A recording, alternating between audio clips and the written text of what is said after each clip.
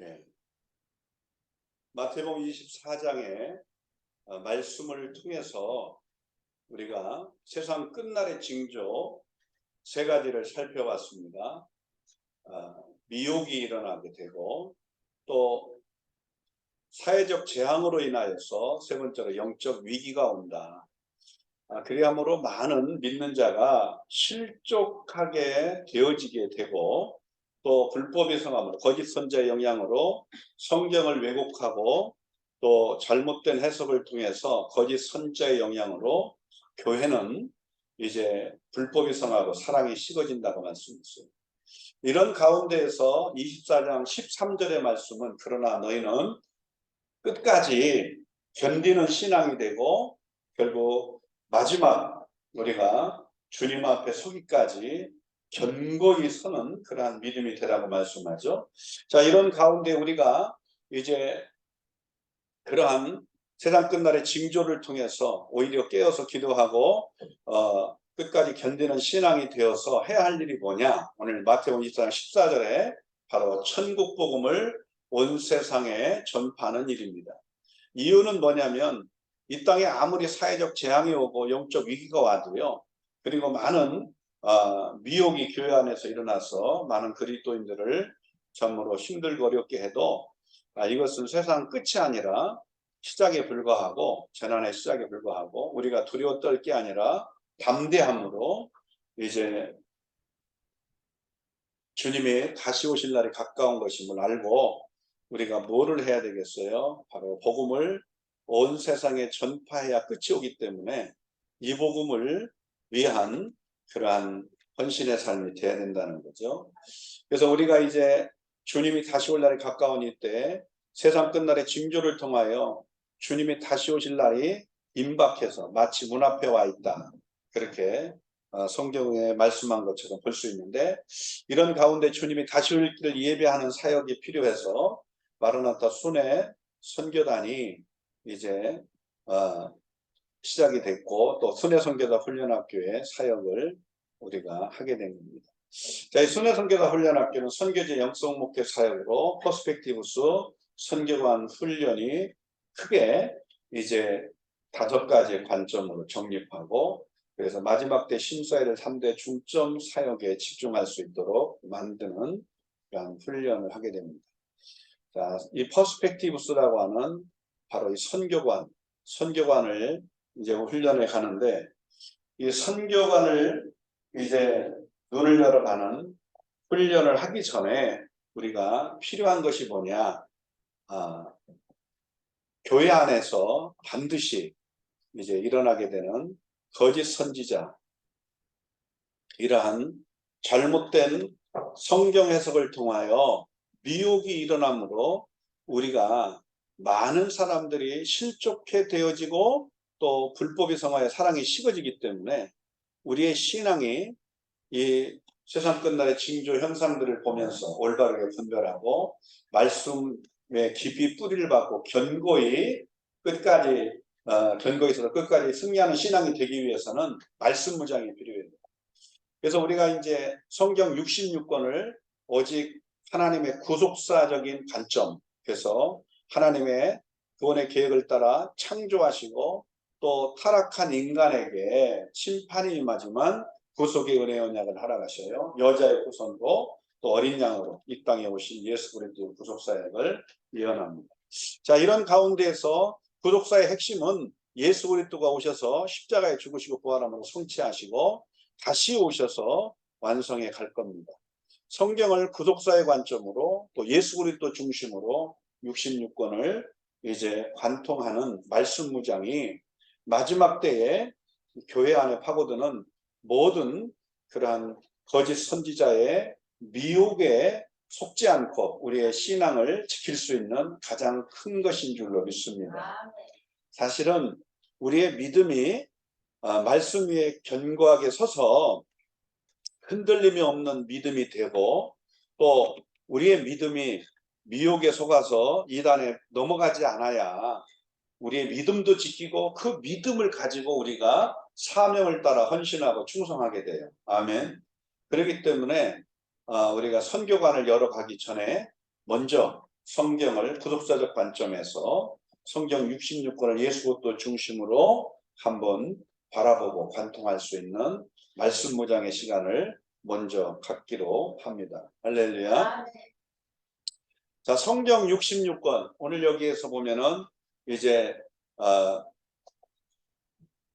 그림에서 보여지고 있는 좌측에 맨 위에 보면은 뭐라고 그래요? 항해를 시작하면서 만원경으로 보잖아요. 마찬가지로 우리가 항해를 시작하는 사람도 그 출항지에서 목적지를 향하여 멀리 만원경으로 바라보면서 목표를 향해 가듯이 성경 66권도 이렇게 이제 하나님의 구속사의 관점으로 볼 수 있는 눈이 열려야 할 줄로 믿습니다. 그래서 이제 구속사의 핵심은 누구예요? 예수 그리스도잖아요. 그래서 율법서가 5권이 있고요. 창세기, 출애굽기, 레위기, 민수기, 신명기, 모세오경이라고 표현하고, 이 모세오경에는 하나님의 그 구원의 계획을 따라 창조하시고 또 하나님의 창조된 인간이 범죄에 타락하여 심판에 처하지만 구속의 은혜 언약이 주어지죠. 그래서 이제 구속의 은혜 언약이 어떻게 여자의 후손으로 오시고 또 아브라함에게 하나님의 언약한 대로 이 땅에 언약의 자손을 통하여 예수 그리스도가 여자의 후손에서 올 거예요. 그런데 그분이 이제 출애굽기에서 어린 양으로 오시게 되고 또 대속의 죽으심을 통하여 이제 십자가의 대속의 죽음을 통하여 죄인들을 구원하시는 하나님의 방법들을 나타내고 레위기서에는 5대제사 7대 절기를 중점으로 하여서 이제 성전의 기능인 5대제사 7대 절기가 성전 대신 예수 그리스도가 이 땅에 오셔서 46년씩이나 지어졌던 그 헤롯 성전을 다 허물면 3일 만에 다시 세우겠다고 하잖아요. 바로 성전 대신 예수 그리스도의 육체를 가르침이라고 말하죠. 그래서 이러한 5대제사 7대 절기를 성전에서 행했던 모든 것들을 이 땅에 예수 그리스도가 오셔서 어떻게 이제 성취할 것인가를 예표해 놓고 있는 거죠. 민수기는 광야에서 이제 예수 그리스도가 이제 불평하고 원망하다가 불배에 물려 죽어가는 자들에게 하나님이 구원의 방법으로 허락하신 것이 장대에 높이 이제 달린 불배에 물린 자들이 노뱀을 쳐다보면 장대에 높이 달린 불의뱀을 쳐다보면 다 살아나도록 만든 역사가 있어요. 이것이 바로 십자가의 높이 장대에 달린 것처럼 십자가의 높이 달리실 예수 그리스도, 그 예수 그리스도를 믿음으로 바라보는 자, 믿음으로 그 예수 그리스도를 바라보는 자는 다 구원을 얻게 되는 것을 예표하고 있어요. 신명기는 이제 약속의 땅 가나안에 가기 위해서 율법을 재교육하는 과정입니다. 그래서 이것을 모세오경 율법서라고 하는데 이 율법서는 글자 그대로 처음 어떻게 구원의 계획을 따라 창조하시고 타락한 인간이 심판 가운데 처하지만 구속의 은혜 언약을 허락하시고 이것들이 이제 이 땅에 하나님께서 보내실 그 메시아 구속자가 이 땅에 오셔서 무엇떤 일을 하시게 될 것을 예표해 놓고 있는 거예요. 그게 바로 성전의 5대 제사 7대 절기다. 자, 이런 가운데 이제 하나님이 택한 아브라함의 자손, 그 언약의 자손들의 역사가 바로 역사서입니다. 역사서는 여호수아부터 시작하여 이제 결국 에스더서까지 이제 역사서로 구분을 합니다. 그래서 이 율법서부터 시작하여 이제 역사서에 대한 부분이 나오는데 여기 그림에는 뭐가 나와요? 삼손이 나와요. 사사기 때. 그래서 하나님이 택한 그런 아브라함의 자손들, 그 아브라함의 자손 언약의 자손이에요. 그래서 하나님의 구속의 은혜 언약을 계승할 자로 아브라함에게 태어난 혈통의 자녀가 아니라 바로 언약의 자손이에요. 그게 바로 혈통의 자손은 하갈에서 태어난 이스마엘이지만 이스마엘 대신에 이제 그 사라를 통하여 이삭을 허락하시죠. 그래서 이삭에게서 또 야곱에게서 유다가 그 유다 지파에서 이제 언약의 자손들이 계속 대를 이어서 구속의 언약을 계승해서 예수 그리스도가 오시게 될 것을 계속 예표해 놓고 있는 거죠. 이런 관점에서 이제 그 언약의 자손들이 때가 되어서 이제 요셉에 의해서 가나안 땅에 기근이 들었을 때 애굽에 가게 됐고 그 애굽에서 이제 430년의 큰 민족을 이루어서 그들이 출애굽해서 약속의 땅 가나안을 가게 되게 됩니다. 자, 이런 가나안에 들어가서 그들은 거기에서 하나님을 섬기되 그 하나님이 주신 은혜를 잊어버리고 또 범죄하여 타락하고 심판이 임하게 되면은 그들이 고통 속에 또 회개하고 기도할 때에 하나님이 사사들을 일으킵니다. 그 사사들은 하나님의 군대의 그 장관이에요. 군대 장관. 그 사사를 일으켜서 하나님의 군대가 모집되고 그들이 적과의 싸움 속에서 승리해서 이제 해방을 얻고 자유롭게 하나님 은혜 가운데 하나님을 섬기면서 사사들은 재판관 역할을 해요. 이런 사사들의 가운데에서 하나님이 세웠던 정말 우리들에게 굉장한 교훈을 주고 있는 사람이 누구예요? 삼손입니다. 그래서 이 삼손이 지금 마지막 그가 여인을 사랑해서 그가 하나님 앞에서 하나님이 주신 그 힘과 능력을 그들을 괴롭히고 있는 블레셋을 물리치고 자유와 해방을 어떻게 만들고 하나님을 섬기는 일에 하나님 나라를 세워가는 일에 사용해야 되는데 그가 여인을 사랑함으로 그가 결국 힘을 빼앗겼지만 다시 회개하고 힘을 다시 회복해서 그가 마지막 이제 그 이방 신전의 그러한 기둥을 다 무너뜨리고 사람들을 죽이면서 끝이 나는 모습입니다. 그렇습니다. 바로 이 사사에 가장 12명의 사사기에서 12명의 사사가 나오는데요. 그 사사 가운데에서 대사사, 소사사가 있는데 6명씩. 그런데 이 삼손이 유일하게 정말 대표적으로 이렇게 등장하고 있는 이유는 우리에게 주고 있는 교훈이 많다는 거예요. 여러분 기억하십시오. 우리가 성경을 하나님의 구속사의 관점으로 바라본다라고 하는 것은요. 하나님 앞에서 우리가 모세를 통하여 주신 613개의 계명, 율법, 이 율법을 지켜 행함으로 하나님의 은혜를 받고 복을 받는 게 아니에요.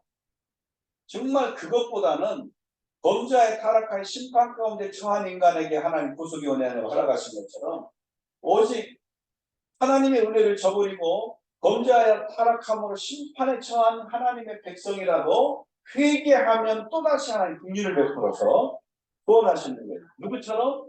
삼손의 생애처럼. 삼손은 원래 나시린으로 그가 태어나서 자란 사람이에요. 나실이 있는 거예요. 그런데 어떻게 됐어요? 구별되어서 그렇게 살아서 그렇게 하나님이 주신 능력을 받고 쓰임을 받았던 사람 아닙니까? 그런데도 그가 범죄하여서 어떻게 됐어요? 결국 타락하여 심판 가운데 처하는 상황이 됐지만 다시 회개함으로 그 은혜를 베풀어가지고 쓰임받는 거예요. 자, 이런 가운데 역사서가 12권이 있고요. 그 다음에 이제 시가서 5권이 있죠. 욥기, 시편, 잠언서 나가서 특별히 여기 그림에는 누가 나와요? 바로 다윗이 나옵니다. 소년 다윗. 뭐를 쳐요? 양을 치고 있죠. 양을 치는 목동으로서 이제 이 손에 든 것이 뭐예요? 하프예요. 그래서 하나님을 찬양하는 거죠. 이런 다윗의 시편이 참 우리에게 많은 교훈을 주고 있어요. 근데 어찌됐든 이 시가서는 하나님이 하나님의 택한 백성들에게 어떻게 긍휼을 베푸시고 그들과 함께 하시며 그들이 때로는 하나님이 주시는 은혜 가운데에서 찬양하며 영광을 돌리는 때도 있지만 범죄에 타락하여 심판 가운데 처할 때에도 그들이 그 위기 가운데에서 회개하고 기도하면 하나님이 다시 그들을 구원하시는 거예요. 할렐루야. 그래서 다윗의 생애를 통해서 아주 잘 보여주고 있어요. 다윗이 어린 목동이지만 얼마나 하나님을 찬양하고 하나님을 의지하는 믿음이 컸습니까? 우리가 잘 알아가지고 골리앗 장군을 이제 그가 물맷돌 5개로 들고 나가서 이제 싸워서 승리할 때 만군의 여호와의 이름을 의지해 나간다고 했잖아요. 그래서 이 소년 다윗이 전쟁에 승리를 하게 된 거 아니겠어요? 그런데 사무엘이 이제 하나님의 인도함을 받아서 사울 대신에, 사울왕 대신에 다윗을 기름 부으라고 해서 다윗을 기름 부었잖아요. 그 자리에서 기름 부음 받았다고 금방 왕이 됩니까? 아니잖아요. 그 많은 시간 동안에 13년이라는 시간 동안 다윗은 훈련을 했어요. 연단받고 훈련을 했어요. 그래서 17세의 소년인 이 다윗에게 기름이 부어지고 13년이라는 시간 동안 정말 많은 연단을 받고 30세에 그가 왕이 돼요. 이해가 됩니까? 이러한 과정 속에서 하나님께서는 이 다윗의 생애를 보면 엄청난 통일왕국을 이루기도 하지만 더 중요한 게 있어요.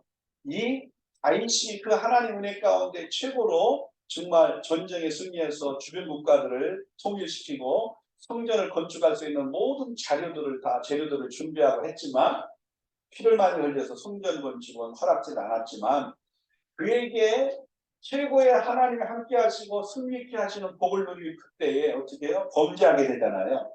인간의 연약함은요, 정말 뭐 은혜가 충만하다고 인간이 범죄하지 않는 게 아니에요. 인간의 죄성은 언제든지 다윗처럼 넘어지고 자빠질 수 있는 연약함이 있다는 걸 경고해주고 있는 거예요. 그러나 하나님의 영이 그를 떠나지 않고 어떻게 해요? 회개시킴으로 할렐루야. 눈물로 진사를 욕시고 회개함으로 다시 한번 하나님의 긍휼이 인해서 정말 이스라엘 왕 가운데에서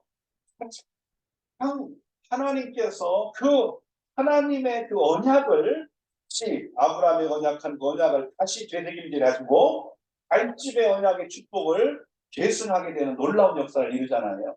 그래서 구약의 유대인들의 역사 속에서 아브라함 자손 유대인의 역사 속에서는 다윗왕을 최고로 여겨요.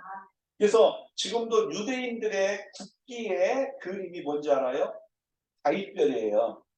오각형 다윗별. 그 정도로 그들은 다윗왕의 그 함께 하시고 승리케 하신 하나님의 통치를, 하나님의 역사를 그들은 기대하며 지금도 유대인들은 국기에도 다윗별을 그리고 이제 다윗왕과 같이 정말 강력한 하나님의 나라의 수월자를 기다리고 있어요. 이해가 됩니까? 자, 이런 가운데 시가가 5번이 있고요. 솔로몬의 시도 이제 잠언문답가서가 있고, 그 다음에 이제 바로 선지서 가운데 대선지서, 수선지서로 구분하는데요.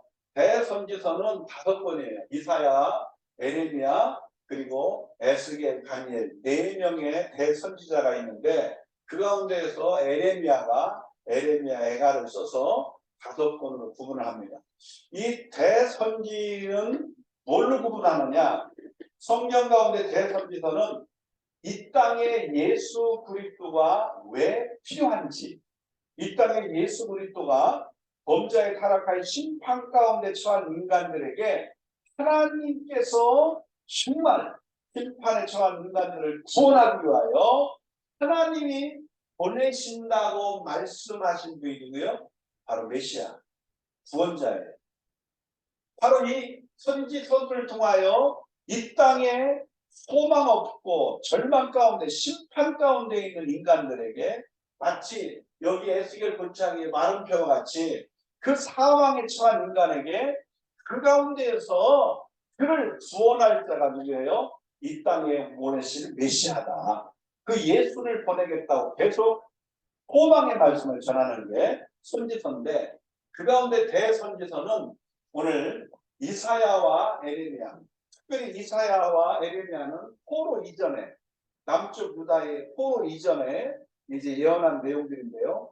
한마디로 말하면 다윗집의 언약의 자손들이 다윗 왕과의 언약의 자손들이 결국 이제 범죄함으로 심판에 처하게 될 것이지만 하나님의 진짜 의도는 죽이고자 하는 게 아니라 그들을 죽이고자 하는 게 아니라 그들을 풀무불에 집어넣어서 하나님의 고통 속에 하나님의 언약을 다시 붙들고 회개하고 돌아오기를 원하는 거예요. 할렐루야.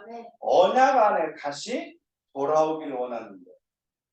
그래서 이 포로 이전에 그 죄로 인한 심판과 그리고 이 포로가 될 것에 대해서 계속 강조하면서 회개를 촉구하지만 때가 되어서 하나님은 그 포로로 잡혀갔어도 그들을 다시 이렇게 회개시켜 언약을 붙들고 돌아오게 할 것이라는 그런 포로 이전의 예언의 말씀이 이사야 에레미야라면, 에스겔과 다니엘은 이제 바벨론 남쪽 유다 다윗 집의 언약을 계승하는 이제 그 유다 왕국이 결과적으로 바벨론에 의해서 포로로 잡혀간 상황에서 그 적국에서 절망 가운데 있는 백성들에게 하나님께서 소망의 말씀을 전하도록 한 것이 에스겔이고, 또 그 가운데에서 거대한 바벨론과 그리고 그 이후에 등장하게 될 이제 바사와 그리고 메데와 바사 그리고 헬라 그리고 로마 이르기까지 이 세상 나라는 이제 거대하게 이제 일어나게 될 것이지만,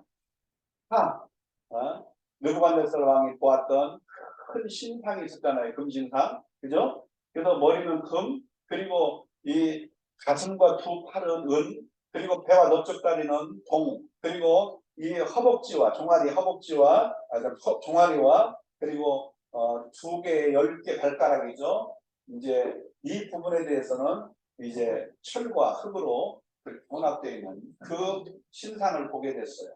이것을 다니엘을 통하여 꿈을 해석한 것이 뭐였어요? 바로 머리는 바벨론, 그리고 이 가슴과 두 팔은 메대와 바사, 바벨론을 치는 나라가 일어날 거라 얘기하는 거죠. 그런가 하면은 그 바벨론을 칠 헬라가 일어날 것이다. 배는.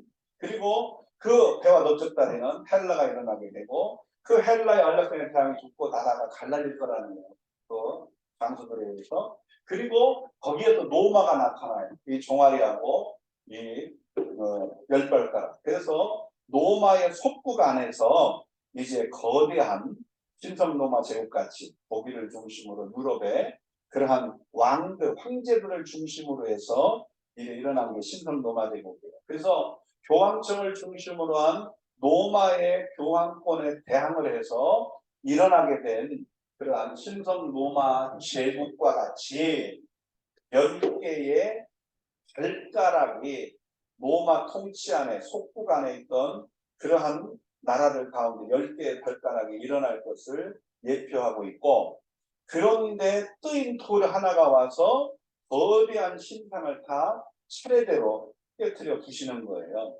그래서 예수 그리스도를 통한 하나님의 나라가 어떻게 세워질 것인가를 다니엘서를 통해서 보여주면서, 하나님께서는 이방 나라에 포로로 잡혀가 있지만 뜻을 정한 다니엘과 세 친구들을 통해서 앞으로 세상 나라의 흥망성쇠를 하나님이 주관하셔서 일으키고 그것이 영원할 줄 알았더니 계속적으로 또 다른 나라를 일으켜서 망하게 하고 또 다른 나라를 일으켜서 망하게 하고, 그러나 세상 나라는 반드시 예수 그리스도가 오셔서 다 깨뜨리시고 그리스도를 통한 영원한 하나님 나라를 세울 것이다.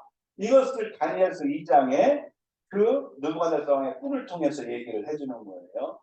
이것이 다니엘서에서 말하고 있는 이방 세상 나라는 아무리 크게 세워져도 다 망하고, 할렐루야, 하나님은 예수 그리스도를 통하여 그 하나님의 나라를 세운다. 아멘. 아멘. 이것을 이제 다니엘을 통해서 보여주는 거예요. 자, 우리가 이제 언젠가 다니엘서를 가지고 구약의 계시록이라고 하는 다니엘서를 통해서 이 세상 나라가 어떻게 일어나고 또 다른 나라들이 일어나서 이제 또 나라를 그 열방을 지배하고 때가 돼서 마지막 10개의 발가락과 같이 10개의 나라가 일어날 것을 얘기하는데, 그것은 계시록의 17장에 나옵니다. 그래서 마지막 일어날 그 10개의 발가락 같이 10개 나라, 거기에서 이제 우리가 잘 아는 것처럼 평화의 사도로 올 성전을 건축하도록 평화 조약을 맺어 7년 평화 조약을 맺어 성전을 건축하도록 만드는 7번째 왕이 평화의 사도로 등장을 하게 되고, 10개 나라에서. 그리고 잠시 있다 없어지고 8번째 왕이 등장을 해서 결국 멸망에 가증한 것을 거룩한 성전에 세우는 우상을 세우고 신격화에 숨기도록 강요하고 안 그러면 죽이는 박해가 일어나게 됐죠. 그래서 이런 것들이 이미 다니엘서를 통해 다 예언된 거예요. 다니엘서 2장에. 이해가 됩니까? 이런 것을 쭉 이렇게 이제 마지막 계시록에 이르기까지 우리가 어떻게 세상 역사 속에서 하나님의 언약, 아브라함의 언약의 자손 유다 지파를 통하여 예수 그리스도가 어떻게 오셨고 그 예수 그리스도를 통하여 어떻게 하나님 나라가 이 땅 가운데 이제 선포되고 예수 그리스도를 모신 자의 신령 가운데 성령 안에서 어떻게 하나님 나라가 현재 천국으로 누려지고 할렐루야 그들이 함께 이 복음을 증거함으로 열방 가운데 그 택한 영혼들이 다 예수 그리스도를 영접하여 정말 이제 세계 복음화가 이루어지느냐에 따라서 이 주님이 다시 오시는 예비가 되고 할렐루야 그렇게 될 때에 이 땅에 예수 그리스도가 이제 다시 오시는 거예요. 자 이러한 일들이 여러분 놀라운게도 구약의 이 대선지서 가운데 다니엘서를 통해서 잘 예언해 놓고 있어요. 자 우리가 이제 나중에 아까 살펴보기로 하고 자 이런 가운데에서 그림에 지금 뭐예요? 에스겔 골짜기에 그 마른 뼈들이 에스겔 선지자를 통하여서 이제 예언한 내용인데요. 에스겔 37장에 그 내용이 뭔지 아세요?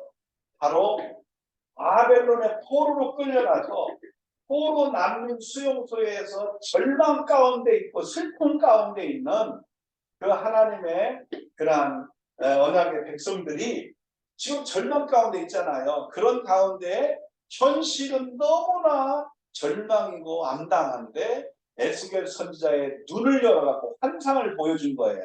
그래가지고 에스겔 37장에 그 에스겔 골짜기의 마른 뼈들이 살아나고 이게 힘줄이 거기에서 붙고 살이 붙고 이해가 돼요? 군대가 돼가지고 막 생기가 들어가서 막 군대가 돼가지고 놀라운 변화 역사가 일어나 살아나는 거예요. 그런가 하면 에스겔 47장에 이제 그 성전 무너진 성전을 다시 하나님이 재건해가지고 그 성전의 영광이 회복되게 만들고 그 성전에서부터 흘러나온 생명수가 문턱을 넘고 이제 흘러 넘쳐가지고 어떻게 해요? 발목을 적시고 무릎을 적시고 허리를 적시고 온 몸을 잠글 수 있을 만큼 천밀하게 돼서 이 성전에서 흘러나온 이 생명수가 그 모든 것들을 다 살리는 거예요. 이해가 됩니까? 이것을 에스겔 47장에 말씀해 놓고 있어요. 그래서 에스겔서에 환상을 보는 내용들이 무지하게 많은데 왜? 현실 속에서는 눈을 뜨고 봐도 절망이잖아요. 그런데 에스겔 31장에 이 에스겔 골짜기에서 마른 뼈 같은 자를 다시 살리신다. 하나님 군대가 되게 만든다. 하나님 할렐루야. 아, 네. 그런가 하면은 뭐 완전히 그냥 성전의 영광을 회복해가지고 어떻게 해요? 거기서 생명 흘려나와서 모든 건 살아나게 만들어. 하다못해 바다에 물고기까지 살아나게 만들어. 할렐루야. 이 놀라운 역사를 지금 이루겠다고 소망의 말씀을 전하고 있는 게 에스겔서예요. 여러분 에스겔 골짜기의 마른 뼈 그 죽어갖고 완전히 마른 뼈가 된 곳에 그것들이 살아나고 태어날 때 살아나고 생기가 들어가라고 했더니 막 살아가 군대가 돼버려. 하나님 군대가 이런 놀라운 역사를 하나님이 하시겠다는 거예요. 그 성전의 영광이 회복되고 거기서 흘러나온 이 생명수가 모든 것들을 살리겠다는 거예요. 이런 역사를 이루겠다고 예언하고 있는 것이 지금 에스겔 선지자의 모습이고 그것이 오늘 대선지자의 그러한 주된 예언의 내용들이다. 할렐루야. 그래서 이 선지서들의 특징들은 절망 가운데 있는 그러한 죄 가운데 심판으로 인하여 절망 가운데 있는 하나님의 언약의 백성들에게 하나님이 긍휼을 베풀어 다시 회복시킨다는 거예요. 그럼 누가 오셔가지고? 예수 그리스도. 특히 이사야 6장에 뭐라고 그래요?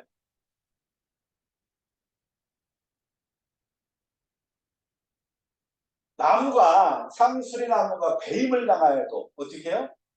구루터기가 남는다 했잖아요. 그래서 이사야 6장에 이사야서 전체는 핵심이 뭐예요? 남은 자예요. 남은 자. 에?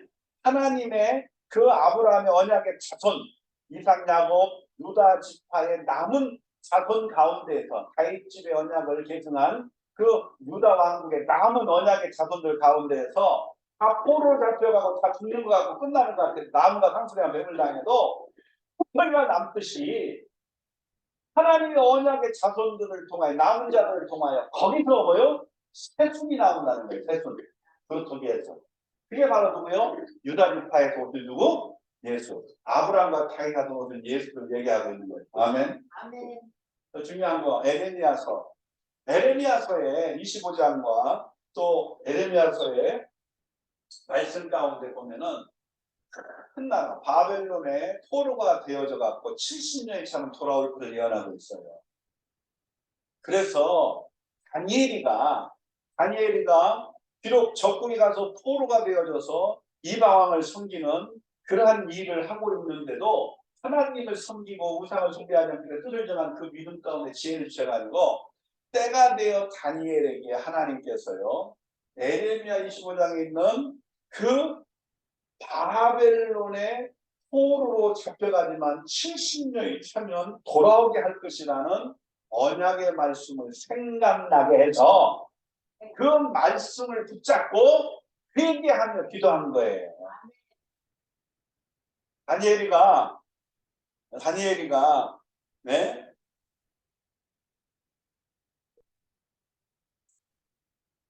예루살렘 성전 쪽을 향하여 창문을 열어놓고 하루 3번씩 기도를 했잖아요. 네. 그 기도는 왜 그렇게 한지 아세요? 솔로몬이가 7년 동안 성전을 건축하고 헌당 예배를 드릴 때 하나님 앞에서 기도한 내용이 그겁니다.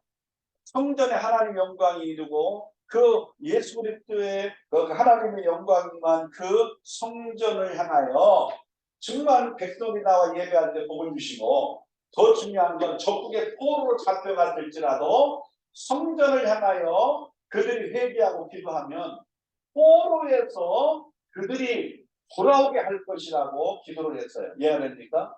이 말씀을 언약의 말씀을 붙들고 다니엘은 그렇게 정말 자기를 신격화하고 있는 그러한 왕을 섬기는 그러한 일들을 강요하면서 그 왕 외에 다른 신에게 기도하는 것 자체를 법으로 금지해 놓고 죽음의 위기 가운데 있는 걸 죽음의 위기가 올 것을 알면서도 기도를 포기할 수 없었던 이유가 에레미야 25장에 바로 큰 나라 바벨론의 포로로 잡혀가지고 70년이 차면 돌아오게 할 것이라는 이 언약의 말씀을 그가 깨닫고 그 말씀을 붙잡고 기도한 거예요. 그것이 바로 다니엘서 9장입니다. 다니엘서 9장의 그 내용들이 결과적으로 예레미야서의 말씀을 깨닫고 정말 회개하며 언약이 빨리 성취될 수 있도록 이제 회복을 위해 기도하는 거예요. 할렐루야. 여러분, 우리가 하고 있는 성전에서 하고 있는 모든 기도, 이 우리가 하나님 앞에서 간구하는 이 기도가 여러분 뭐가 돼야 돼요? 하나님의 언약의 말씀을 붙드는 기도가 돼야 됩니다. 다니엘 기도가 그래서 그렇게 된 거예요. 20일 기도가 다니엘 기도이죠. 자, 이렇게 대선지서는 이렇게 바로 이 그림에서 보여주고 있듯이 바로 뭐가 왔다? 누가? 바로 이렇게 에스겔 골짜기에 마른 뼈들이 군대가 되는 그림이에요. 이해가 됩니까? 자, 이런 가운데 소선지서가 있습니다. 12번. 호세아서부터 이제 말라기서까지 구약의 끝 부분인 말라기서까지가 소선지서 12번이에요. 자, 여기 그림에는 뭐가 있어요? 큰 물고기가 있고요. 입을 쫙 벌리고 있고요. 그리고 여기에 지금 한 사람이 물에 빠져갖고 막 지금 나 살려 그러고 앉았죠. 이게 뭐냐면 요나서입니다. 그쵸? 네. 그림의 모습은 요나서. 왜 하필이면은 소선지서가 호세아부터 말라기까지 이제 12명이나 되는데 왜 하필 요나서를 여기다가 대표적 그림으로 만들어 놨을까? 이게 상징적이면서 이유가 있어요. 이게 하나님은요, 하나님의 택한 아브라함의 자손, 언약의 자손인 유다 백성들만 구원을 받기 원하는 게 아닙니다. 여러분 보세요. 창세기 12장 1절, 2절은요, 하나님께서 아브라함과 아브라함의 혈통, 언약의 자손들의 복을 주겠다고 말씀해요. 이해가 돼요? 근데 3절은 뭐냐면 땅의 모든 족속이 너로 인하여 복을 받게 될 거라고 얘기합니다. 그러니까 하나님의 진짜 아브라함을 부르시고 언약하시고 하나님이 주신 복은 아브라함과 아브라함의 언약의 자손, 혈통의 자손이 아니에요. 그 혈통 가운데 언약을 계승하는 구속의 언약을 계승하는 그래서 이스마엘이 아니라 이삭이라고 그랬고 또 에서가 아니라 야곱이라고 그랬고 할렐루야. 또 야곱의 12아들 가운데 유다라는 거예요. 아멘. 그래서 이제 이렇게 언약의 자손들을 통하여 바로 누가 온다는 거예요? 아브라함과 다윗 자손도 누가? 예수 그리스도와 유다 지파 사람 요셉의 그러한 정원한 마리아였어요. 자, 근데 이 구약의 소선지서의 가운데에서 하나님은 이스라엘 백성이 언약의 자손이라도 범죄하면 심판하셔요. 아멘. 언약의 자손이라도 범죄하면 심판해요. 언약의 자손이라도 유다 자손이라도. 근데 이방 나라도 범죄의 죄악에 관영하면 심판해요. 이해됩니까? 그 가운데서 에돔 사람도, 에서의 후손들인 에돔 사람도 심판을 얘기하고 또 그런 가운데에서 특별히 잘 들어봐요.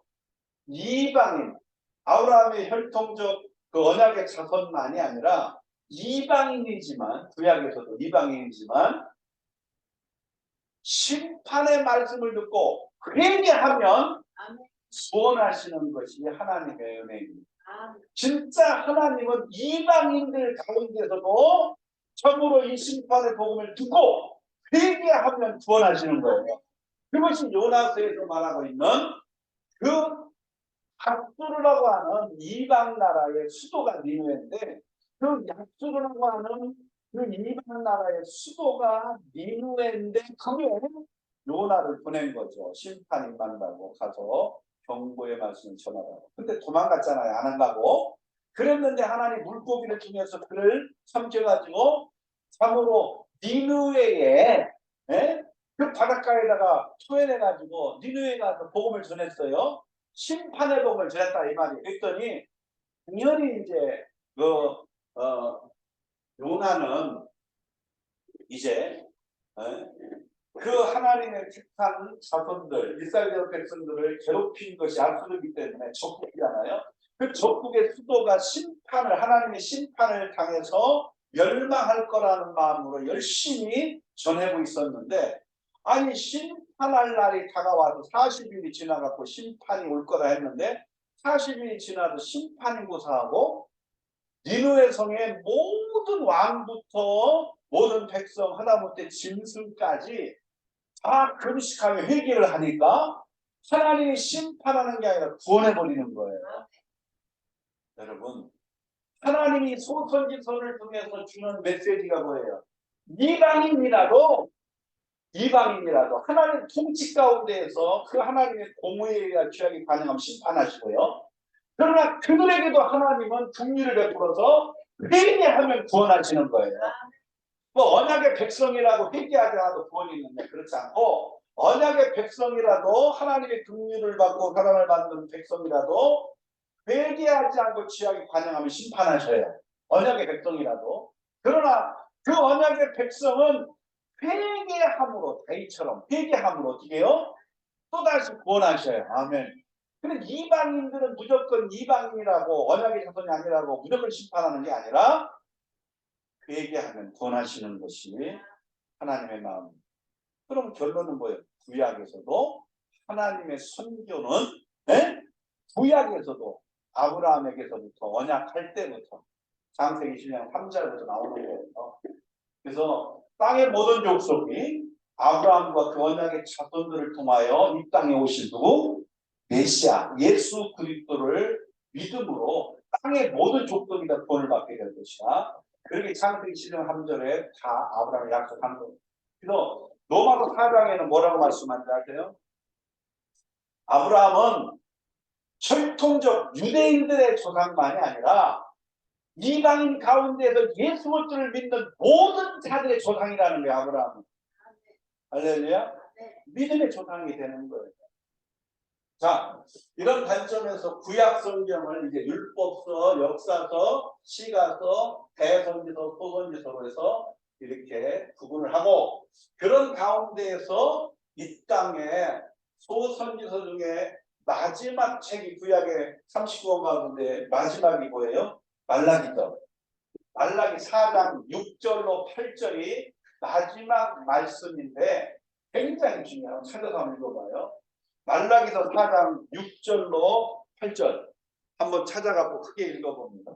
이건 굉장히 중요한 말씀이에요. 구약 성경의 마지막 책인 말라기 선지자를 통해 하나님 예언하신 가장 중요한 내용.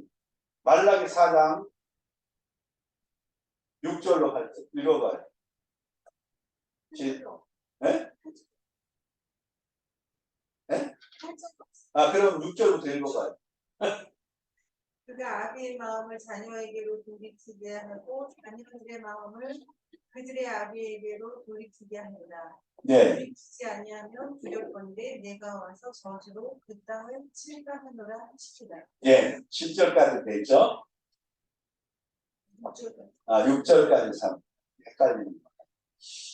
말라기서의 이러한 6절의 말씀까지 이제 말라기서의 마지막 예언이 되어져 있는데, 거기에 보면은 이제 4절부터 이렇게 쭉 보면은 이제 이 땅에 누구를 보내겠다는 거예요? 엘리야와 같은 자를 보내겠다는 거예요. 그렇죠? 엘리야 같은 자를 보내겠는데, 그가 어떤 사람이냐? 아버지의 마음을 잘하는 자라는 거예요. 그래서 아비의 마음을 잘하는 자가 와가지고 아비의 마음을 가지고 자녀들에게로 이제 향하게 하고, 이해가 됩니까? 또 자녀들의 마음을 아버지의 마음을 알게 해가지고 그 하나님 아버지께로 돌이키게 만든다는 거예요. 아멘. 자, 구약 성경은 그냥 한마디로 말하면 이 땅에 하나님께서 아버지의 품속에서 보내실 누구? 독생자 예수 그리스도. 할렐루야. 그 메시아로 그거 히브리어로는 메시아라고 하지만 헬라어로는 그리스도라고 그래요. 하나님이 이 땅에 구세주로 기름 부어 보낸 자예요. 그래서 어떻게 여자의 후손으로 창세기 3장 이제 15절에 말씀하고 있죠. 그렇죠? 여자의 후손으로. 또 출애굽기 11장에 어린 양, 6월절 어린 양으로 그 피로 이제 죽음의 재앙이 넘어가게 되는 6월절 어린 양으로 이 땅에 예수 오셔서 할 것이고, 그 다음에 어떻게 해요? 민수기에서 이제 장대 높이 달린 것처럼 예수 그리스도가 십자가에 높이 달리실 것을 요한복음 3장 이제 15절에 말씀하고 있고요. 높이 달려야 하리니, 그러면서 예수 그리스도가 오셔서 십자가에 죽으실 것을 얘기하고, 요한복음 3장 16절 하나님이 세상을 이처럼 사랑하고 독생자를 주셨으니 저를 믿는 자마다고요 멸망치 않고 영생을 얻게 하십니다. 할렐루야. 자, 그래서 말라기 선지자의 이 말씀, 이게 말라기 선지자의 이 엘리야 같은 자를 보내겠다 그러는데 아버지의 마음을 가장 잘합니다. 그래서 히브리서 1장에 보면 하나님의 구약에서는 어떻게 해요? 선지자들을 계속 보냈잖아요. 네? 선지자들을. 그렇죠? 근데 이제 때가 되어서 그 아들을 보내셨다고 말씀해요. 히브리서의 1장에. 그 아들이 누구예요? 아버지의 품속에서 나온 독생자 예수 그리스도예요. 아멘. 그 예수님은 이 땅에 오셔가지고 무엇보다도 그를 보내신 하나님 아버지의 마음을 품고 그 아버지 마음의 소원을 품고 그 아버지 마음의 소원을 품고 그 아버지의 마음을 사람들에게 가르쳤어요. 그러면서 아버지 마음의 소원에 불이 붙기를 원하셨어요. 할렐루야. 그래서 내가 이 불을 던지러 가노라. 너희들에게 이 불이 붙기를 원한다는 얘기예요. 그러면 그 불이 무슨 불이에요? 바로 출애굽기 3장에 그 가짓떨기의 가운데에 붙었던 바로 하나님의 불. 할렐루야. 꺼지지 않는 하나님의 불. 그 그래서 가짓떨기에 붙었던 꺼지지 않는 하나님의 불. 이게 바로 뭐예요? 하나님의 언약의 백성들을 구원하기 원하시는 하나님 아버지 마음의 소원의 불이에요. 아멘. 이것이 모세에게 붙었고 또 그 불이 이제 정말 에레미야에게도 붙어서 이 불붙는 심령이 되어 전하지 않고는 견딜 수 없는 마음으로 에레미야가 이제 예언을 하는 선지자로서 눈물의 선지자가 된 거예요. 그것을 누가 이제 말라기서에서 이제 4장에 그렇게 5절 6절 특별히 이제 4절부터 쭉 실하게 우리에게 마지막으로 예언하고 있는 내용이 바로 그거라는 거죠. 바로 아버지의 마음을 잘 아는 자를 이 땅 가운데 보냈습니다. 그 아버지의 마음을 자녀들에게 잘 가르쳐갖고 자녀들의 마음을 아버지께로 돌이키게 할 거다. 할렐루야. 자, 이것을 1차적으로 이것을 한 사람, 아비의 마음을 자녀에게로, 자녀들의 마음을 아버지께로 돌이키게 하는 회개의 세례를 베푼 자가 누구예요? 세례 요한이죠. 그 세례 요한이 그래서 제사장 가문의 사람이지만 제사장 훈련을 받은 게 아니고 광야에 가서 하나님 아버지의 마음을 아는 훈련을 한 겁니다. 그래서 그는 이제 때가 되어서 정말 그 아버지의 마음을 가지고 그는 이 땅에 오신 예수 그리스도를 세상 죄를 짊어 있는 하나님의 어린 양이라고 소개하는 일을 하게 된 거예요. 아멘. 내 뒤에 오시는 성령으로 세례를 베풀 자라고 이야기하고 있는 거예요. 아멘. 자, 그러나 진짜 중요한 것은 그 아버지의 품속에서 나온 누가? 예수 그리스도가 아버지의 마음을 가장 잘 알고 그 아버지의 마음의 소원의 불을 가지고 결국은 이 불을 붙이는 일을 감당해 됐던 줄로 믿습니다. 성경 가운데 복음서가 가장 이 땅에 예수 그리스도를 보내신 그러한 하나님의 그러한 구속의 계획들을 어떻게 예수 그리스도가 성취했는가를 잘 보여주고 있는데 그 사복음서 중에서도 가장 먼저 복음을 필요로 하는 자들에게 복음을 전하기 위해서 성경을 번역할 때 가장 먼저 번역하는 성경이 뭔지 아세요? 사복음서 중에 뭐겠어요? 누가복음입니다. 누가복음 15장에는 누구의 마음이 나와 있습니까? 상자의 비유, 잃어버린 한 드라마 이야기, 그리고 99마리 양보다 잃어버린 한 마리의 양에 대해서 양으로부터 시작하고 드라크마로부터 시작해서 탕자로까지 가잖아요. 그 탕자의 비유 가운데 예수님이 가장 강조한 게 뭐예요? 하나님 아버지의 마음을 알게 해준 거예요. 누가복음은 이 땅에 오신 예수 그리스도가 아버지 품속에 예수 그리스도가 하나님 아버지의 마음을 가장 잘 가르쳐 주기를 원하고 또 누가복음에서는 마지막 24장에 뭐라고 그래요? 이 불이 붙기를 원한다. 그래서 이 불이 뭐예요? 바로 예수님이 약속한 성령의 불이에요. 그래서 그 능력을 받기까지 능력을 이룰 때까지 예루살렘을 떠나지 말라고 얘기하잖아요. 그리고 누가 복음을 기록한 누가 사도행전 1장에서 어떻게 해요? 이제 승천하시는 예수님의 약속의 말씀 붙들고 모여가지고 열심히 기도를 하잖아요. 그죠? 그리고 2장에 성령의 불같이 바람같이 임하잖아요. 그래서 성령의 불을 가지고 정말 아버지의 마음의 소원을 알고 품고 소원에 불이 붙은 자들을 통하여 이 복음이 증거되는 거예요. 할렐루야.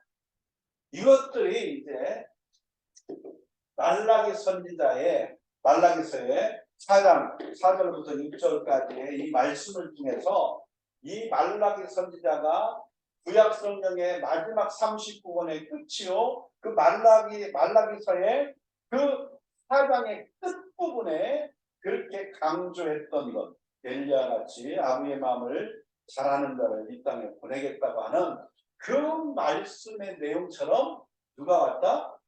이제 세례 요한이 와서 그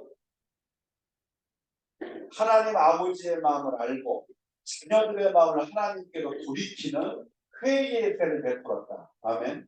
요단강에서 이 세례를 받게 한 사건은요, 단순한 세례가 아니고 그 당시에 400년 이상이나 이제 선지자들이 없고 하나님의 예언이 없는 가운데에서 이제 많은 그러한 하나님의 언약의 백성들이 참으로 신앙생활을 하면서 다양한 그러한 부분들을 가진 특성을 가지고 있었어요. 그래서 사두개인 같은 제사장 중심의 사람들도 있었고 또 오직 율법을 중심으로 지켜 행하는 바리새파 사람도 있었고 또 오직 성령의 역사 이러한 구약에서도 정말 신비한 것들을 추구하는 SNF파 같은 열정적인 사람들도 있었고 경건파죠. 또 그런가 하면은 정말 당시에 신구약 중간사 가운데에서 예수님이 오실 당시에 유대인들의 신앙의 모습이 여러 분파로 나눠진 이유들이 있었어요. 그런데 그 가운데로 세례 요한이 등장해서 그 언약의 자손들의 마음을 하나님 아버지께로 돌이키게 만드는 일이 회개 세례예요. 이해가 됩니까? 보세요. 그 언약의 자손들의 마음을 누구에게로? 하나님께로 나오게 만든 돌이키게 하는 역할을 한 것이 요단강에 세례를 베푸는 일이었어요. 그래서 회개하고 요단강에서 물 세례를 받으러 나오는 사람들의 마음에 지금 회개하고 나오는 마음에 아버지의 그 긍휼의 마음, 할렐루야. 그 아버지의 마음이 그들에게 향하거든요. 할렐루야. 그러면서 세례를 받으러 나온 예수님을 이제 알아보고 오히려 이제 내가 당신한테 세례를 받아야 되는데 이렇게 얘기를 하니까 하나님의 뜻을 이루기 위해서 세례를 받아야 된다. 그렇게 해서 이제 세례를 받을 때 바로 성령이 들게 하심하고 또 하늘문이 열리며 하나님의 음성이 들리면서 이는 내 사랑하는 자를 기뻐하는 하나님의 아들이 넘치는다. 그래서 그 다음날 이제 세례 요한이 보라 세상죄를 지고 가는 하나님의 어린 양이라고 요한복음 1장 20절에 선포하죠. 그러면서 예수님의 그 공적인 생애를 이제 시작하기 위한 준비를 하는데 말라기서를 통해서 예언한 대로 4장 4절 6절에 말씀한 것처럼 특별히 이제 가장 중요하게 엘리야 같이 아버지의 마음을 잘하는 자를 보내갖고 이렇게 돌이키게 한다고 했잖아요. 자녀들의 마음을 아버지께 돌이키게 한다고 한 것처럼 회개의 세례를 통해서 이제 자녀들의 마음을 아버지께로 돌이키는 일을 했고 예수님을 소개하는 그 역할을 감당하고 세례 요한은 죽고요. 그 다음에 이제 예수님이 이제 세례 요한에게 세례를 받음으로 세상죄를 짊어지고 공적인 생애는 시작이 돼요. 할렐루야. 그러면서 예수님의 그 공적인 생애의 그러한 첫 번째 사역이 뭐냐? 성령에 이끌려 광야에 나가 40일 금식기도 하고 마귀에게 3가지의 시험을 받고 이기는 거예요. 할렐루야. 이게 첫 사람 아담이 바로 마귀의 유혹, 마귀의 시험에 넘어가서 결국은 져가지고 범죄하여 타락한 심판이 되었잖아요. 진정한 이긴 자의 종이 되는 것처럼 그래서 마귀의 종이 됐잖아, 첫사람 아담이. 그래서 모든 죄에 빠진 인간, 시험에 빠져서 마귀의 종된 자들을 구원하기 위해서는 반드시 둘째 아담으로 오신 예수 그리스도가 어떻게 해요? 아담이 받았던 마귀의 시험을 이기셔야 되는 거예요. 그래서 세 가지 시험. 그래서 에덴 동산의 세 가지 시험. 먹음직도 하고, 보감직도 하고, 먹음직도 하고, 지혜롭게 할 만큼 탐스럽기도 했죠. 예수님이 오셔가지고 먹는 시험, 그렇죠? 먹는 시험. 그 다음에 또 뭐예요? 정말 명예 시험. 또 그에게 정말 세상 권세를 다 주겠다고 또 유혹하고. 그런데 여러분, 예수님은 다 오직 하나님만 사랑하고 하나님만 섬기고 하나님 말씀, 언약의 말씀을 붙들고 시험을 이기신 줄로 믿습니다.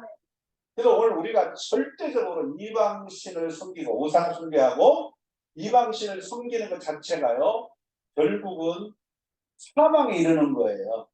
그래서 오직 생명을 선택하고 생명을 우리가 풍성하게 하려면 오직 하나님만 사랑하고 하나님만 섬기고 하나님의 언약을 붙드는 믿음이 돼야 돼요. 예수님이 세 가지 시험을 이기고 그때부터 이제 귀신을 내어 쫓고 이제 정말 하나님의 나라를 강력하게 이제 하나님 나라에 임했다고 선포하면서 회개하고 정말 죄사함 받은 자의 심령에 성령으로 강력하게 하나님 나라가 임하게 만든 거예요. 성령을 지우고 귀신을 쫓아내면은 하나님 나라가 그 안에 임했다고 얘기하잖아요. 할렐루야. 이런 일들이 이제 사복음서에 나타나요. 근데 예수님이 이 땅에 오시는 목적은 한마디로 구약에서 여자의 후손으로 온다고 했기 때문에 바로 동정녀 마리아에게서 남자의 씨를 받은 게 아니라 성령으로 잉태하여 처녀의 몸에서 여자의 후손으로 예수님은 탄생할 거 예언한 대로 동정녀 탄생이 된 겁니다. 뭘로 잉태했어요? 성령으로 잉태했어요. 그래서 동정녀 마리아에게 태어나시고 동정녀 탄생에 대한 부분, 성령으로 잉태했다는 부분을 믿지 않으면 이것은 이단이에요. 그래서 사도신경 가운데에서 우리가 믿는 삼일체 하나님의 사역, 기록사역을 믿는 사도신경에서 참으로 성령으로 잉태하사 동정녀 마리아에게서 태어나셨다는 고백을 하고 있습니다. 할렐루야. 두 번째, 예수님은 세상죄를 짊어지고 세례요한의 세례 받고 세상죄를 짊어지고 또 성령에 끌려 광야에서 마귀의 시험을 이기기도 하고 그러면서 이제 공생애를 시작하고 이 땅에 오신 목적이 뭐예요? 출애굽기 11장에 유월절 어린 양처럼 그 어린 양의 피를 바를 때 죽음의 재앙이 넘어가잖아요. 유월절. 마치 유월절 어린 양처럼 예수님은 그 피로 예수님의 그 피로 우리가 그 죄에서 사망에서 심판에서 건져냄을 받는 것이 돼야 됩니다. 이 유월절 어린 양으로 예표가 되었고 또 장대의 민수기에 장대에 높이 달린 것처럼 십자가에 달리셔서 유월절 어린 양처럼 그 대속의 제물이 되어 피 흘리심으로 그 예수 그리스도가 세상죄를 짊어지고 대신 죄값을 치르기 위해 죽으심에서 흘리신 피가 오늘 우리의 모든 죄를 사하고 죄로부터 자유와 해방을 얻고 할렐루야. 결국 이제 십자가에서 죽으심으로 여자의 후손으로 오셔 성령을 잉태하여 동정이 탄생하신 세상죄를 짊어지고 결국 유월절 어린 양처럼 이 장대 높이 달린 것처럼 십자가에 달리셔가지고 피 흘려 죽으심으로 대속의 제물이 되어서 우리를 죄로부터 죄사함을 받게 하고 죄로 인한 사망과 심판과 지옥의 형벌로부터 우리를 구원하시게 된 줄로 믿습니다. 아멘. 그래서 예수님의 십자가, 사복음서에는 예수님의 십자가에 대한 부분이 강조되는 그림으로 보여지고 있는 기록사입니다. 그래서 예수님이 가운데 높이 달리셨고 좌우편에 강도들이 이제 당연히 자기 지은 죄 때문에 이제 죄값으로 십자가의 사형틀에 이제 잡힌 건데요. 달린 건데 결국 예수님만 죄가 없는 부분이 세상죄를 짊어지고 죽으신 거죠. 배 속에서는. 자, 십자가에서 죽으신 그분은 죄의 문제를 해결하고 3일 만에 다시 살아나셨습니다. 아멘. 부활의 첫 열매가 돼서 그 예수 그리스도를 믿음으로 죄사함을 얻은 자의 가운데 성령이 임하셔서 결국 죄와 함으로 죽은 영을 살리시는 거듭남의 새 생명의 역사를 허락하시고 할렐루야. 자, 이런 가운데 영적 생명을 소유한 자에게 영적 생명, 거듭난 자에게 성령이 오셔서 권능을 주시고 그 진리와 확신 가운데 예수 그리스도의 증인이 되게 만들어요. 이게 사도행전의 역사예요. 그래서 교회가 이제 복음을 듣고 믿는 자들이 나와서 모이는 교회가 세워지고 교회는 결국 전도되어진 자들이 양육을 받고 잘 훈련하여서 영적인 성숙을 이루어가고 교회가 아버지의 마음과 소원을 알고 품고 소원에 불이 붙어서 정말 복음을 전하고 선교하는 일을 하는 거예요. 할렐루야. 그 일들을 이제 사도행전에서 해가는 거죠. 자, 이런 가운데서 교회 서신이 이제 서신서가 21권이에요. 자, 신약에 로마서부터 사도 바울 서신부터 이제 야고보가 기록한 야고보서, 베드로가 기록한 베드로전후서, 사도 요한이 기록한 요한 1, 2, 3서, 그리고 유다가 기록한 유다서. 이렇게 서신서가 21권이고 마지막 이제 다시 오실 예수 그리스도가 지상 재림을 앞두고 이 땅 가운데 교회가 받게 될 그러한 이제 위협과 박해, 이것을 7년 대환란이라는 그런 표현으로 이제 계시록 2장 3장의 7교회에 앞으로 임하게 될 미혹과 박해, 이것이 이제 4장에서부터 19장까지의 내용 가운데서 그 안에 있는 내용 가운데 7인, 7나팔, 7대적 심판에 대한 이 7년 대환란의 역사. 그래서 바로 이제 적군의 거짓 선지자의 미혹, 하늘에서 불을 끌어내리고 많은 그리스도인들을 이제 표적을 통해서 구한 그리스도인들을 미혹하는 거죠. 그리고 바로 7번째 왕에 의하여 성전이 건축되고 제사가 드려지다가 8번째 왕이 등장을 해서 멸망에 가장한 것이 성전에 거룩한 성전에 서면서 우상을 세우고 신격화에 섬기도록 강요하면서 그 우상화 신격화를 하지 않는 하나님을 섬기는 그러한 자들이 백 가운데 순교를 당하고 순교자의 수가 차면 결국 첫째 부활이 일어나고 첫째 부활이 일어나면 죽은 자가 살아나고 또 이제 그리스도 안에 죽은 자죠. 순교자부터 시작해서 그리스도 안에 죽은 자들이 살아나고 살아서 우상 앞에 신격화하여 이방신을 섬기지 않은 그런 오직 하나님의 계명대로 하나님을 오직 유일신으로 섬기고 예수 그리스도를 유일한 구세주로 믿고 믿음을 지킨 자, 이긴 자들이 신령한 몸으로 변화돼요. 그래서 이제 순교자들이 살아나고 결국 살아있는 이긴 자들이 신령한 몸으로 변화돼요. 첫째 부활이 이제 시작되면 부활의 소리가 나팔의 소리가 들리면 그러면은 이러한 신령함으로 변화된 자들이 공중의 혼인잔치에 끌려 올라가는 이제 끌휴 올릴 것, 공중의 혼인잔치 신랑 되신 예수가 이제 바로 혼인잔치를 준비한 신랑된 예수 그리스도가 신부된 이 땅의 교회를 특별히 이기고 첫째 부활에 동참한 그들을 끌어올려가는 거예요. 신령한 마음으로. 그래서 마태복음 24장에서도 결국 한 사람은 남겨지고 한 사람은 끌려 올라가는 들림을 받는 거예요. 그래서 이 세상에 분명히 믿는 자, 정말 예수 그리스도 안에서 미혹에 빠지지 않고 진리를 떠나지 않고 예수를 부인하지 않고 도라고 그래 십자가의 도를 부인하지 않고 더 나가서 이제 박해가 일어날 때 배교를 하지 않는 거예요. 하나님 외에 다른 신을 섬기지 않는 거죠.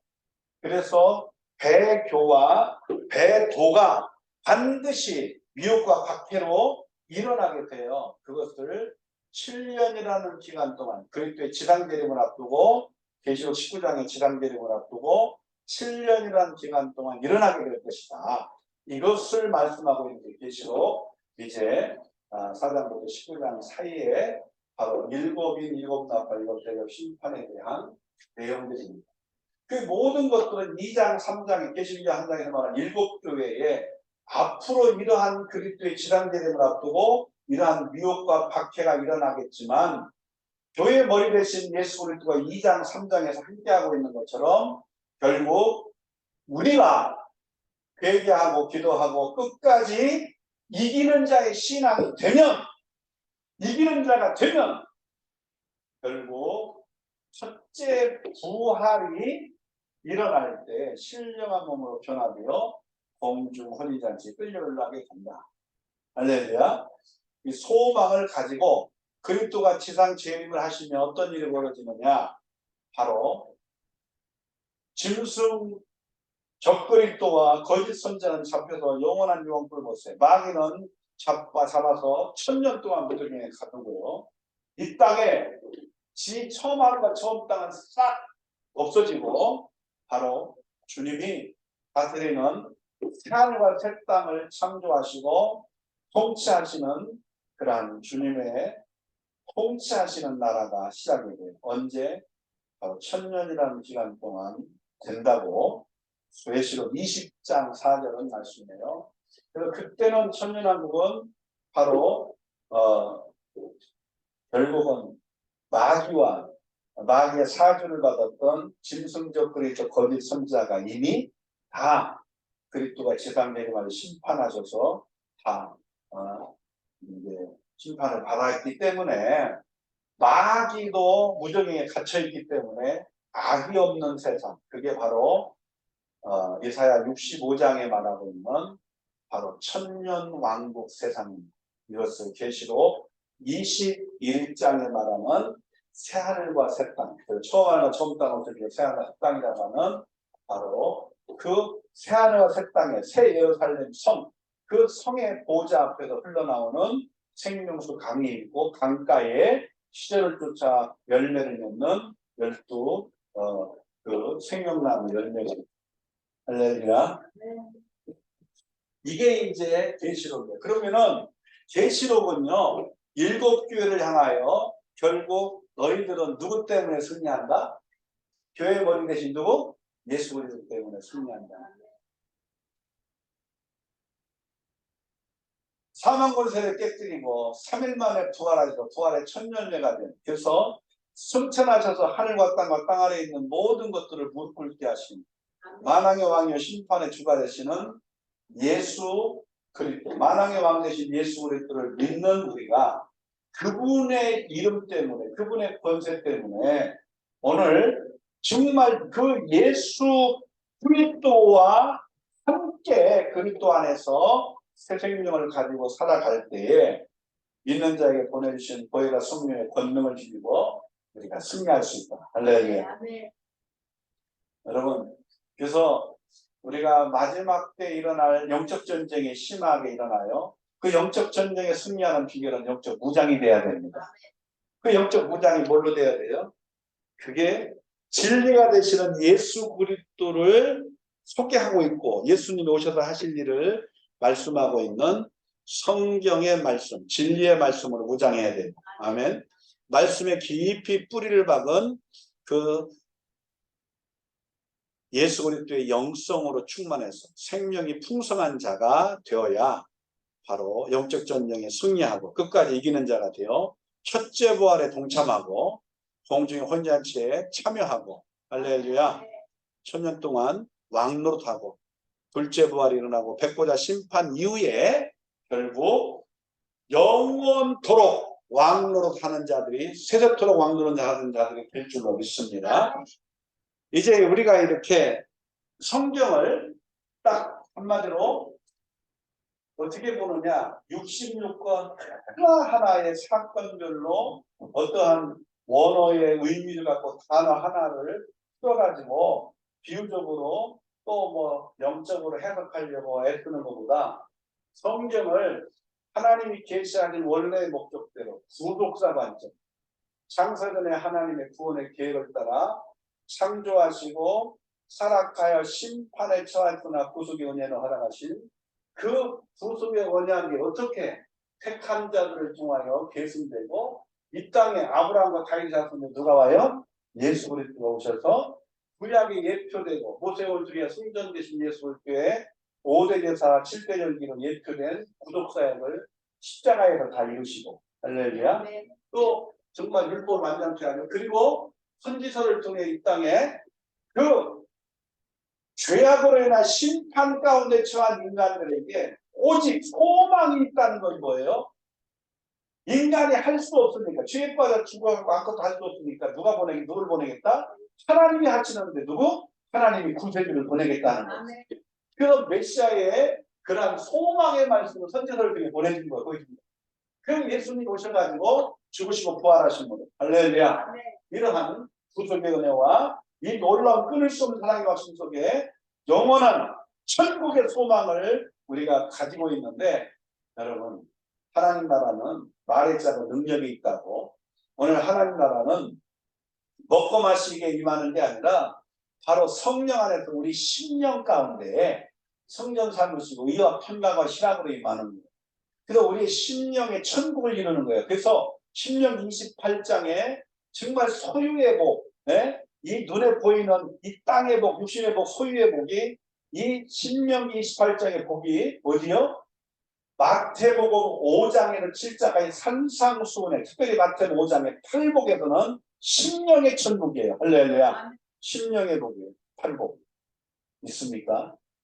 이것을 우리가 예수 그리스도를 믿고 죄사함 얻고 성령을 선물로 받아서 우리가 거듭나가지고 영적인 새 생명을 수여한 우리들에게 성령 안에서 의와 평강과 실학으로 임하는 하나님 나라를 수유한 자가 되고 현세 천국을 심령 가운데 누리며 사는 자들이 정말 말의 자고 능력 있는 하나님 나라를 성령의 권능 안에서 누리면서 영적 전쟁에 승리하고 이 하나님 나라의 천국 복음을 담대하게 증거하고 다시 오실 예수 그리스도를 우리가 소망하고 이 땅에 예수 그리스도가 오셔서 그 통치하시는 새하늘과 한 땅 그 나라를 때가 되면 아버지께 바치는 그때가 와요. 그게 바로 둘째 부활이 일어나고 백보자 심판 때가 그의 나라를 그가 통치하는 천년왕국 그 나라를 아버지께 바치는 때예요. 그 백보자 심판 때에 생명책에 기록된 자는 영원한 천국에 가는 거예요. 할렐루야. 그리고 생명책에 기록되지 못한 자는 다 어디요? 영원한 유황불로 들어가는 거예요. 그래서 이 아버지께 그 나라를 바치는 때 그것이 바로 이 처음 하늘과 처음 땅 없애고 새 하늘과 새 땅을 창조하셔서 천년 동안 이제 그리스도께 통치하시는 천년왕국이 끝나고 둘째 부활이 일어나고 백보자 심판 때가 그의 나라를 아버지께 바치는 때예요. 그래서 영원한 나라에 들어가게 되는 것입니다. 이것들을 계시록의 마지막 21장에서 말씀하고 있고 계시록 22장은 그렇기 때문에 마지막 권면의 말씀입니다. 이 말씀을 빼지도 말고 더하지도 말아라. 이해가 됩니까? 그러면서 우리들에게 주고 있는 교훈이 뭐예요? 보라 내가 돕기 오리니 내가 상을 가지고 오겠다는 거예요. 행한 대로 갚아주겠다는 거예요. 그러면서 이렇게 권면합니다. 뭐라고 말씀 20장 요한계시록 22장에 말씀은 그냥 열심히 하던 대로 하라는 거예요. 불의한 자는 계속 불의하고 거룩한 자는 계속 거룩하고 주를 위해서 복음을 위해 헌신한 자 더 충성하고 할렐루야. 그래서 결과는 그 행한 대로 심판을 받게 될 거라는 거예요. 그럼 우리는 어떻게 해요? 믿음으로 구원받고 예수 그리스도 중심으로 이 복음의 능력 안에서 우리가 사명을 가지고 달려온 것처럼 이제는 이 복음을 땅까지 증거하는 일을 위해 우리가 더욱 충성하다가 주님 앞에 설 수 있게 주의 이름으로 축복합니다. 이것이 지금 구독자의 관점에서 누구를 중심으로? 예수 그리스도를 중심으로. 어디에 포커스를 맞춰요? 하나님 나라의 복음, 예수님이 가져온 천국 복음, 성령 안에서 임하는 하나님 나라. 할렐루야. 이 관점에서 우리가 이제 다음 주부터 본격적으로 이제 성경을 66권을 이제 구약부터 시작하여 또 신구약 중간사 그리고 400년의 역사 그리고 신약 27권 그래서 이제 전체 66권의 구속사 관점 예수 그리스도를 중심으로 한 천국복음의 관점에서 구조부터 시작해서 핵심적인 것들을 우리가 한번 전체적으로 살펴보며 정립하고 그런 가운데 사건별로 그런 가운데 각 장마다 이제 그 문장의 언어적인 그러한 언어의 뜻도 깊이 들어가게 되는 과정으로 가는 거죠. 이해가 됩니까?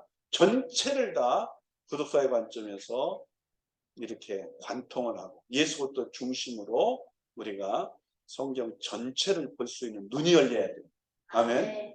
그리고 하나님 나라의 복음, 천국 복음의 관점에서 정말 우리가 성경을 바르게 해석해야만 오류 없이 거짓 선지자의 이러한 잘못된 속임수, 잘못된 성경 해석에 통한 미혹에 빠지지 않고 진리의 확신 가운데 거하여 승리하는 삶이 될 줄 믿습니다.